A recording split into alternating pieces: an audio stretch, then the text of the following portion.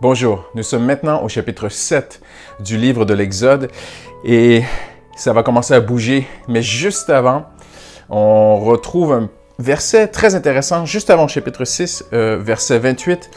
Dans le français, ça ne le dit pas ici, mais dans la New King James, ça dit que le temps a passé, il y a du temps qui a passé.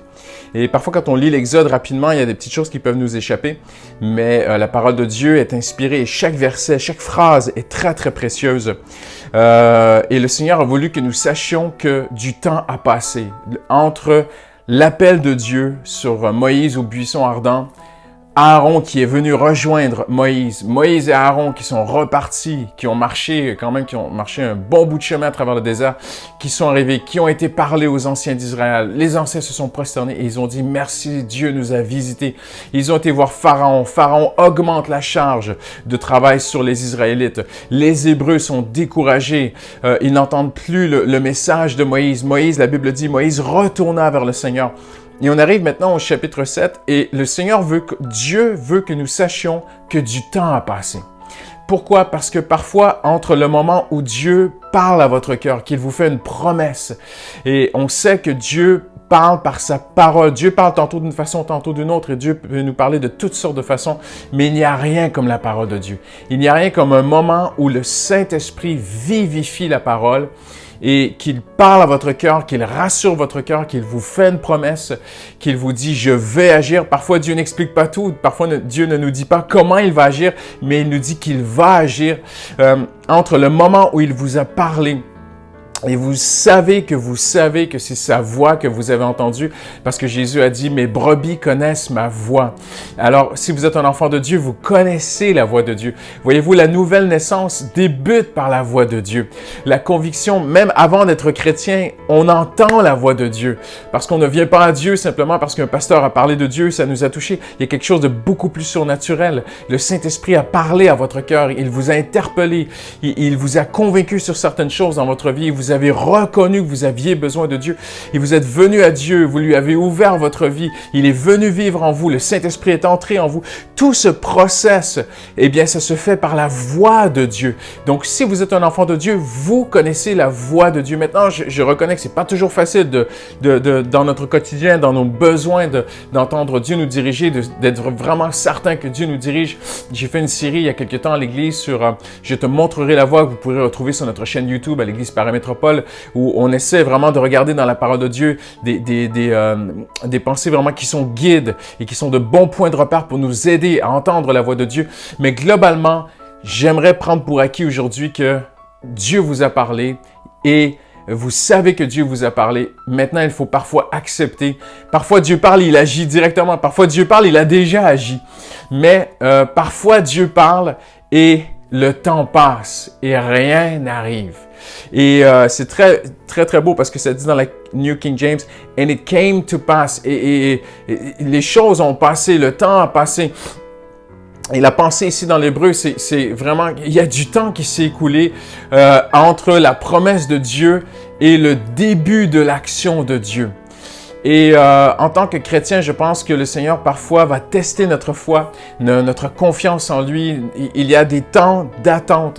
Et j'aimerais simplement vous encourager aujourd'hui parce que le but, je pense, du serviteur de Dieu dans le Nouveau Testament, c'est surtout aussi d'encourager la foi des chrétiens. Et si vous êtes un enfant de Dieu aujourd'hui, j'aimerais simplement vous encourager à attendre Dieu. Il y a une différence entre s'attendre à Dieu et attendre Dieu. On peut s'attendre à Dieu. Et c'est tout à fait biblique, c'est la foi. Mais il y a aussi cette pensée qui doit nous habiter de « j'attends Dieu, je sais qu'il agit, je sais qu'il est en chemin, je sais ». C'est un peu comme si vous avez acheté quelque chose sur Internet et vous suivez la livraison et c'est écrit « en cours ». Et on sait que parfois Dieu est en cours de chemin, que Dieu est sur le chemin. Il a parlé et on sait que la Bible nous enseigne que quand Dieu parle, eh bien, il dit que sa parole agit et qu'elle ne retourne pas à lui sans effet. On sait que lorsque Daniel s'est tourné vers Dieu et qu'il a cherché la face de Dieu, il est écrit que dès le premier jour où il s'est humilié, un décret, une parole a été décrétée au trône de Dieu. Mais ça a mis à peu près 21 jours avant qu'il en reçoive vraiment cette preuve de l'ange qui vient le voir. Et tout ça pour nous enseigner, à vous et moi, que parfois le temps passe avant que Dieu agisse, mais il faut juste que l'on reste dans cette attente. Et Dieu se plaît. Le cœur de Dieu se réjouit de vous voir, de me voir dans l'attente. Et j'aime beaucoup George Muller aussi, qui est un homme de Dieu vraiment, qui a marqué l'histoire, qui est devenu un père spirituel, un repère même pour des milliers de pasteurs dans le monde entier.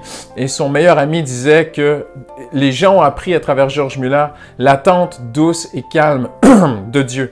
Et parfois, vous êtes peut-être là aujourd'hui où il vous faut simplement attendre Dieu. Vous avez prié, vous avez cherché la face de Dieu.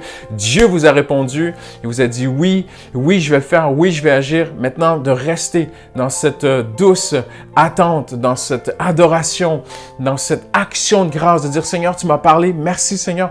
Je ne vais pas revenir encore. Si vous avez crié à Dieu et que Dieu vous a parlé, maintenant c'est fait. Si Dieu a parlé, c'est fait. On peut prier pour autre chose, mais sur cette chose que Dieu vous a répondu dans votre cœur à travers sa parole, par son esprit, maintenant vous pouvez offrir des actions de grâce, même si le colis n'est pas encore arrivé, même si sa parole ne s'est pas encore accomplie, c'est le temps d'offrir des actions de grâce à Dieu. Quelques paroles d'encouragement en terminant. Dans le psaume 37, c'est ce que David va dire. Il va dire qu'il a été jeune et maintenant il n'est plus jeune, il est âgé et qu'il a vu combien Dieu est fidèle et il laisse cet héritage dans le psaume 37 au verset 7 en disant « Garde le silence devant l'Éternel, espère en lui, ne t'irrite pas contre celui qui réussit dans ses entreprises. » Il parle du méchant qui est tordu, mais il dit « Espère en l'Éternel » et il va le répéter au verset 34 « Espère en l'Éternel, suis sa voix, il t'élèvera pour que tu possèdes le pays, tandis que tu verras les méchants exterminés. J'ai vu l'homme violent dans toute sa puissance. Il s'étendait comme un arbre verdoyant. Mais il est passé, il n'existe plus. Je le cherche, je ne le trouve plus. Observe celui qui est intègre et regarde celui qui est droit, car il a un avenir. Il y a un avenir pour l'homme de paix. N'est-ce pas extraordinaire dans un monde de conflit où les gens sont toujours en conflit? Je regardais encore les infos aujourd'hui. Je voyais des politiciens qui règlent leurs comptes devant les médias, qui se trahissent, qui se vendent sur la place publique les uns les autres. Et on vit dans un monde où les gens ne sont pas des hommes et des femmes de paix. J'aimerais vous encourager en tant que chrétien à être une personne de paix. Jésus a dit « Heureux les artisans, ceux qui tissent la paix. » Le Seigneur va vraiment les bénir. Et David nous encourage à continuer à inspirer en Dieu. Et je termine avec ce très, très beau verset dans Ésaïe 49, où il est écrit, où Dieu parle, il dit « Ainsi, tu reconnaîtras que je suis l'Éternel et que ceux qui comptent sur moi ne seront pas couverts de honte. » Et il y a une traduction de la Bible qui dit « Vous verrez que lorsque l'on s'attend à moi, on n'est pas déçu. » C'est une très belle traduction. Et le mot ici « compter » signifie littéralement « m'attendre ». Et Dieu veut vous dire en terminant aujourd'hui, tu m'as cherché, j'ai parlé à ton cœur et fais-moi confiance, je suis en train d'agir, fais-moi confiance, c'est en cours, fais-moi confiance, peut-être que je n'agis pas maintenant, mais lorsque je vais agir, ce sera au bon moment, ce ne sera pas trop tard, ce sera même le meilleur moment. Et le mot ici, c'est tu reconnaîtras que je suis l'Éternel et que ceux qui comptent sur moi ne seront pas couverts de honte, mais on pourrait traduire, mais que ceux qui m'attendent ne seront pas dans la honte. Quel bel encouragement, quelle parole qui vient directement de Dieu. C'est ce qu'on retrouve ici dans Exode 7, où même Moïse lui-même, dans sa faiblesse, va une fois de plus se remettre en question et dire « Seigneur », littéralement, à la fin du chapitre 6, vraiment qui introduit le chapitre 7, Moïse dit, même on a l'impression que quand on le lit dans le contexte, on pourrait vraiment avoir cette impression que Moïse prend sur lui l'échec. Et qu'il dit, Seigneur, je n'arrive pas à bien parler, donc c'est peut-être à cause de cela que le peuple n'écoute pas. Si j'étais un meilleur parleur. Et pourquoi est-ce que Moïse dit cela? Parce qu'à l'époque, il y avait l'art de parler, il y avait un art militaire d'élocution pour motiver les troupes.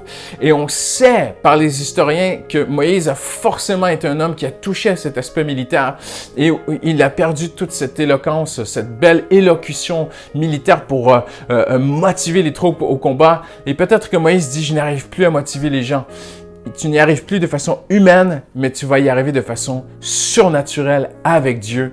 Et Dieu lui dit, maintenant tu vas voir ma gloire, Moïse. Et au chapitre 7, 8, 9, 10, on voit que Dieu commence vraiment à agir de façon très puissante et surnaturelle, mais il y a un temps d'attente. Il y a un temps qui est passé entre le moment où Dieu a parlé, qu'il a dit à Moïse au buisson ardent, je vais agir, entre le chapitre 3 et le chapitre 7, le temps passe. Il y a un temps qui est passé. Et qui que vous soyez aujourd'hui, si vous êtes là, vous êtes dans l'attente, vous dites, Seigneur, je suis certain que tu m'as parlé, ne doutez pas. Et comme disait mon ami George Muller, c'est extraordinaire, il disait toujours, ne laissez pas l'ombre d'un doute pénétrer votre esprit, que Dieu est bon, que Dieu vous aime et que son bras est assez puissant pour agir. Ne laissez pas aucun doute rentrer. Dieu nous aime, Dieu est puissant, Dieu agira, il a été fidèle. Si vous avez marché avec Dieu à travers ces années, vous savez comme moi, vous avez un témoignage comme moi, que Dieu est toujours fidèle, que Dieu n'abandonne pas ses enfants, qu'il est bon. Et n'oublions pas, Ésaïe 49, 23, tu reconnaîtras que je suis l'Éternel et que lorsqu'on s'attend à moi, on n'est pas déçu. Celui qui m'attend ne sera pas déçu. Ceux qui comptent sur moi ne seront pas couverts de honte. Quel bel encouragement aujourd'hui. Attendons-nous à Dieu. Et peut-être même que c'est face à vous-même. Peut-être que vous dites, c'est pas possible, j'aimerais tellement que mon cœur change. Et j'ai fait une rechute encore et Dieu m'avait dit qu'il changerait ma vie et ma vie n'est pas encore changée. Soyons patients. Comptons sur le Seigneur. Le Seigneur est en train de vous conduire sur un chemin. Il vous prend par la main, comme ça dit, en synergie avec vous, lui et vous ensemble. Vous allez voir Dieu changer votre cœur, changer même votre intérieur. Mais faisons confiance ensemble. Ceux qui s'attendent à Dieu ne seront pas dans la honte. Excellente journée. Merci.